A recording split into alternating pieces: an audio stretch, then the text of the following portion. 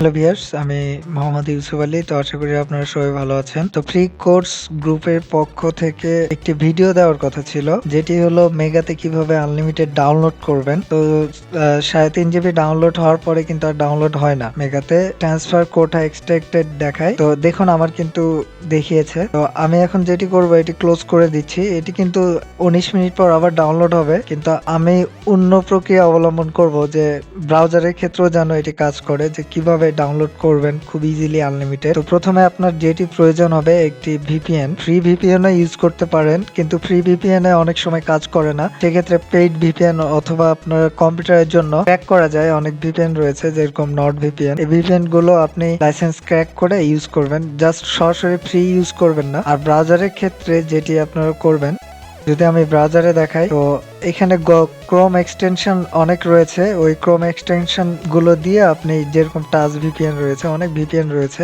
Chrome এক্সটেনশনে, তো এই VPN গুলো আপনারা অবশ্যই ডাউনলোড করে নেবেন এবং দেন ওখানে আপনারা আবার ডাউনলোড করতে পারবেন। তো সেক্ষেত্রে প্রথমে আপনাদের যেটি করতে হবে, যখন ট্রান্সফার কোটা এক্সট্রাক্টেড দেখাবে, তখন আপনি এটা পাস করে নেবেন এবং আপনার ভিপিএনটি চালু করবেন। আমি অ্যাভিরা প্যান্টম ভিপিএনটি চালু করে নিচ্ছি। দেন আমি কানেক্ট করার, যেরকম আমার এখানে ইসরায়েল লেখা আছে, তো ইসরায়েলে আমি জাস্ট কানেক্ট করে নিচ্ছি, দেখি আমাদের কানেক্ট হয় কিনা। আমার কিন্তু ওখানে অলমোস্ট 19 মিনিট ছিল, যে 19 মিনিটের আগে আমি ডাউনলোড করতে পারবো না। তো দেখি আমাদের এখানে কানেক্ট হলে আমরা ট্রাই করি। অবশ্যই আপনারা ডেস্কটপে অ্যাপ ইউজ করে ডাউনলোড করাটা বেটার হবে। যে ডেস্কটপ অ্যাপ মেগা দিয়ে রাখছে, ওটা ইউজ করবেন অবশ্যই। তো আমার কানেক্ট হয়ে গেছে দেখুন। এবার আমি যদি রিজিউম করি, তো দেখি কি অবস্থা। রিটেইং দেখাচ্ছে, তো আমরা একটু ওয়েট করি। তো আমার ভিপিএন এরই সমস্যা, আমাকে ভিপিএনটি রিসেট দিতে হবে। তো আমি এটি রিসেট দিয়ে নিচ্ছি।